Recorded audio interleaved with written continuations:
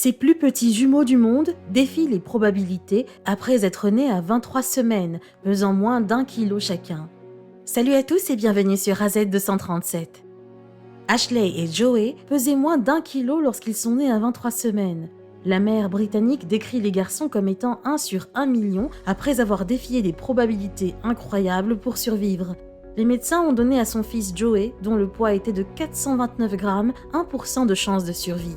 Il s'agit des plus petits jumeaux à avoir survécu au Royaume-Uni car ils sont nés à 23 semaines seulement. Ils pesaient chacun moins qu'une bouteille d'eau de 500 ml et étaient à peine plus grands que la main de Talia. Seuls Rumaiza et Iba Rahman, des sœurs américaines nées en 2004, étaient plus petites. Regardons cette histoire. Mais avant de commencer, voici la question du jour. Plus on me tire dessus, plus je rétrécis. Qui suis-je ? Donnez-nous votre réponse dans les commentaires. La réponse exacte vous sera donnée à la fin de la vidéo. N'hésitez pas à liker la vidéo pour nous encourager et si vous êtes nouveau sur la chaîne, abonnez-vous et activez la cloche de notification pour ne manquer aucune de nos prochaines vidéos. Talia, une infirmière de 32 ans et mère de 6 enfants de Trowbridge, dans le Wiltshire, a déclaré « Ashley et Joey sont mes petits miracles bondissants. Je me sens extrêmement chanceuse et très reconnaissante. Je pense qu'ils sont 1 sur 1 million. C'est vraiment extraordinaire de penser que je pourrais avoir les plus petits jumeaux du monde. » Lorsque la poche amniotique distincte de Joey s'est rompue précocement, les médecins se sont inquiétés. Les jumeaux sont restés en soins intensifs pendant 129 jours après l'accouchement.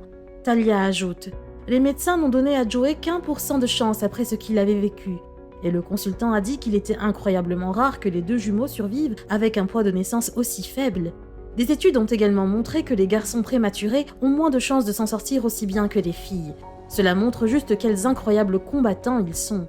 Avec toutes ces prédictions terribles, nous avons juste dû rester concentrés chaque jour à l'hôpital et chaque étape est importante.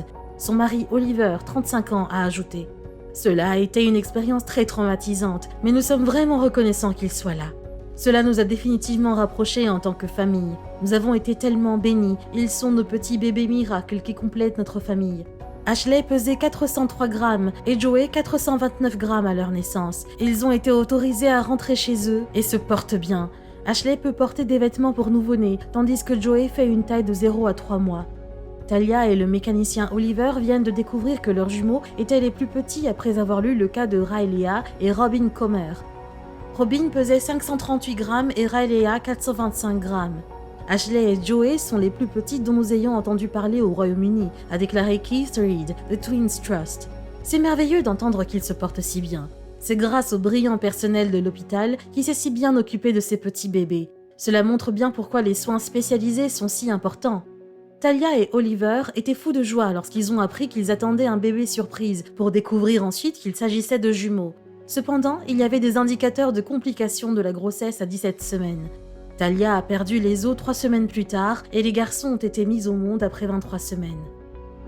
Ils étaient si petits que leurs yeux étaient fermés. Talia ajoute « Lorsque nous avons eu les problèmes avant la naissance, on nous a dit d'envisager une interruption de grossesse. Puis j'ai perdu les os prématurément et on m'a dit qu'ils risquaient de ne pas survivre et de mourir à la naissance. J'ai commencé le travail et j'ai accouché de Joey naturellement, puis d'Ashley par césarienne.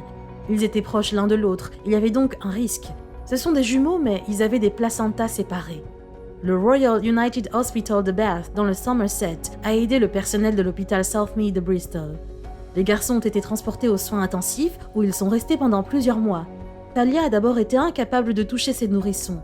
Aux soins intensifs pour nouveau-nés, ils disent qu'il y a une phase de lune de miel pendant environ 1 semaine, où ils ne développent pas d'infection, a-t-elle ajouté. Mais après cela, les infections ont commencé à arriver. C'était horrible, vous ne savez jamais s'ils vont survivre. Nous avons passé 129 jours dans l'unité et lorsqu'ils étaient suffisamment stables, nous avons été transférés dans un hôpital plus proche de chez nous. Les garçons sont toujours sous oxygène, mais c'est à peu près tout. Ashley a été diagnostiquée d'une hypertension pulmonaire, c'est tout à fait en rapport avec sa maladie pulmonaire chronique. Je n'y connais pas grand-chose, ils ont tous les deux une maladie pulmonaire chronique parce qu'ils sont nés prématurément. En grandissant, ils s'en remettront car leurs poumons se développent. Quand ils sont nés, ils étaient un peu plus longs que ma main, mais beaucoup plus fins. Mais je n'ai pas pu les toucher au début. Ils m'ont dit que si on les touchait, cela leur faisait de la peine parce que leur peau était très fine. J'ai dû attendre 5 semaines avant de pouvoir les câliner. Mais ils n'étaient pas beaucoup plus grands. Je suis très reconnaissante à l'hôpital de Bristol Southmead, qui a été formidable, et au Royal United Hospital de Bath. Le docteur Paul Mannix, le consultant des garçons, a déclaré: les chances sont empilées contre de si petits bébés, et encore plus lorsqu'il s'agit de jumeaux. Mais Joey et Ashley étaient de vrais battants, et nous étions ravis d'avoir pu les aider à faire un tel voyage miraculeux vers la pleine santé. Talia, qui est également la mère d'Imogen, 3 ans, de Jacob, 7 ans, de Théo, 5 ans, et de Sébastien, 3 ans, a ajouté: ce fut un voyage dramatique, émotionnel et long. La route est longue. Nous avons des contrôles réguliers et des étapes à franchir. Les garçons commencent tout juste à sourire et à glousser.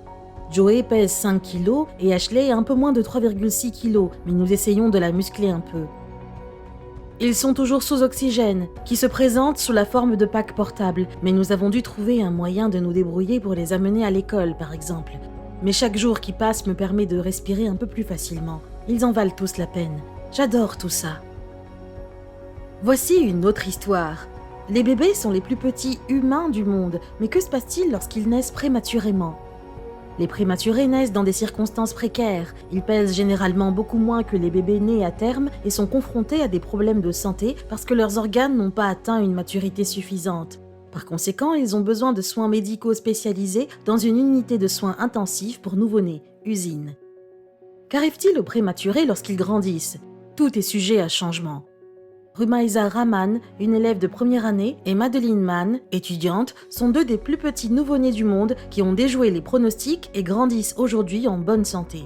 Melinda Starr Guido, 3e plus petit prématuré du monde, se prépare également à quitter l'hôpital. Rumaiza est née le 19 septembre 2004 au centre médical universitaire Loyola de Maywood, dans l'Illinois. Elle pesait 1,2 kg à la naissance et est le plus petit nouveau-né survivant répertorié. Hiba, la sœur jumelle de Rumaiza, est née avec un poids de 1,9 kg. Le 21 décembre 2004, Rumaiza et Hiba ont été amenés à une conférence de presse. Rumaiza a été mise au monde par césarienne plus d'1 mois à l'avance en raison de la prééclampsie sévère de sa mère. Une pression sanguine dangereusement élevée qui survient pendant la grossesse. Lorsque Rumaiza est née, elle était branchée à un appareil respiratoire avec des tubes aussi fins que des fils de spaghettis glissant le long de sa trachée.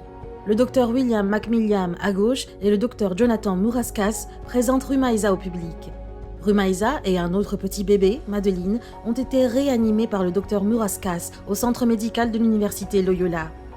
Toutefois, il affirme qu'il s'agit de situations exceptionnelles qui ne doivent pas être considérées comme un point de référence indiquant que les chirurgiens doivent s'efforcer de préserver tous les nouveau-nés aussi petits.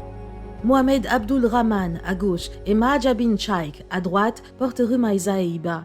Leur mère a reçu des stéroïdes pour aider les poumons sous-développés de ses enfants à se développer plus rapidement. Le nom de Rumaiza signifie « blanc comme du lait » en hindi. À l'âge de 5 ans, elle pesait 10 kg et mesurait 50 cm, ce qui la rendait plus petite que 90% des enfants de son âge. Elle a atteint l'âge de 7 ans. Madeline Mann est née au centre médical de l'université Loyola en juin 1989, pesant 280 grammes. Elle a subi une légère hémorragie cérébrale, ce qui est normal chez les petits prématurés, mais qui n'a pas eu de conséquences à long terme.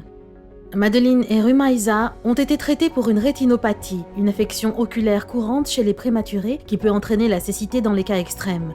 Madeline est actuellement âgée de 22 ans et est étudiante en psychologie. Elle souffre d'asthme et est encore petite, 1,2 m et environ 29 kg à l'âge de 20 ans, mais elle n'a pas d'autres problèmes de santé à long terme. Son père, Jim Mann, a décrit le fait d'avoir un enfant né si petit comme étant terrifiant au début. Le fait qu'elle ait si bien réussi le remplit de fierté et d'admiration, a-t-il ajouté. Je ne sais pas trop pourquoi, nous avons juste eu beaucoup de chance. Melinda Starr Guido est née le 30 août 2011 au Los Angeles County USC Medical Center, pesant à peine 2,69 grammes, moins qu'une canette de coca.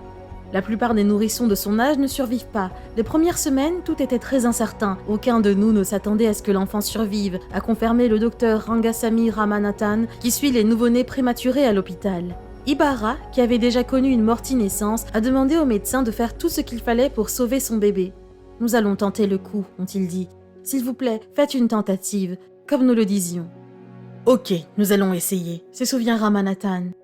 Les médecins ont informé la mère Heidi Ibarra et son mari, Giovanni Guido, que même si elle survivait, les enfants nés aussi prématurément peuvent présenter des retards de développement et des handicaps tels que la cécité, la surdité ou la paralysie cérébrale. Melinda est née par césarienne à 24 semaines et a été immédiatement transportée à l'unité de soins intensifs néonatal, usine, où une équipe de médecins et d'infirmières veille 24 heures sur 24. Les bébés prématurés sont ceux qui sont nés avant 37 semaines. Melinda a été maintenue au chaud dans une couveuse et a été branchée à un appareil respiratoire. Elle était nourrie par une sonde d'alimentation. Sa peau était si fine que sa mère a déclaré qu'elle ressemblait à du plastique. Ibarra était presque toujours du côté de sa fille. Melinda est considérée comme le 3e plus petit nourrisson du monde et le 2e plus petit des États-Unis. Elle pesait 2,5 kg le 20 janvier 2012, après près de 5 mois d'hospitalisation, et les médecins ont estimé qu'elle avait suffisamment progressé pour pouvoir sortir de l'hôpital. Il est trop tôt pour dire comment elle va se développer et grandir, mais les médecins prévoient de garder un œil sur elle pendant les 6 prochaines années. Quelle est votre opinion au sujet de ces histoires ? Dites-le nous dans les commentaires. Et maintenant, la réponse à la question du jour, la cigarette. Parce que plus on inspire la cigarette, plus elle rétrécit. Bravo à tous ceux qui ont trouvé la bonne réponse. Nous voici arrivés au terme de cette vidéo, merci de l'avoir regardée jusqu'à la fin. Surtout, n'oubliez pas de la liker et de la partager autour de vous. À très bientôt sur AZ237.